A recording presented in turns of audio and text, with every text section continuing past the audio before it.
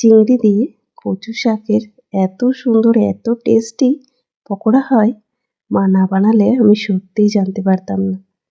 সত্যি বলতে এতটা টেস্টি আমি ভাবতে পারিনি। আমি প্রথমে তো অবাকই হয়েছিলাম যে কি করে কচু ডাঁটা দিয়ে আর কচুর শাক দিয়ে পকোড়া তৈরি করা যায়। রেসিপিটা মাই আজ করলো। রেসিপি তৈরির জন্য এই বিদেশি কচুর ডাঁটা আর শাকটা বেশ ভালোভাবে ছোট্ট ছোট্ট করে কেটে বেশ 2-3 বার জল পাল্টে ধুয়ে একটা পাত্রে তুলে নিয়েছি। এরপর এর মধ্যে লবণ দিয়ে বেশ ভালোভাবে একটু মাখিয়ে রেখে দিতে হবে বেশ কিছুক্ষণ।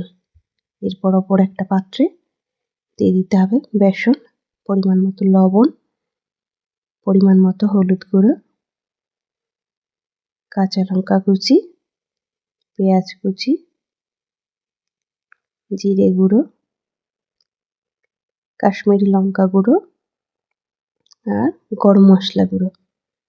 এরপর খুব অল্প পরিমাণ জল দিয়ে শুকনো শুকনো করে একটু মাখিয়ে নিতে হবে।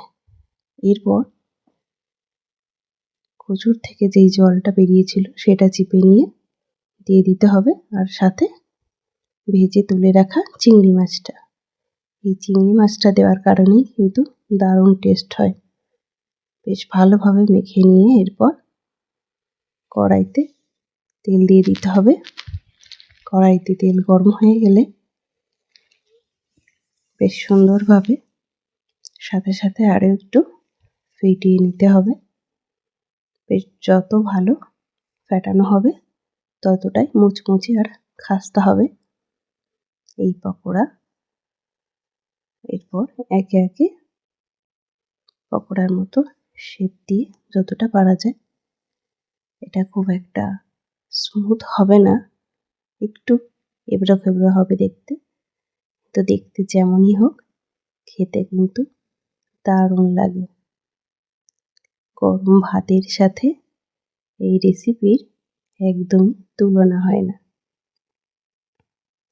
রেসিপিটা কেমন লাগলো দেখে কিন্তু একদম জানাতে ভুলবেন না।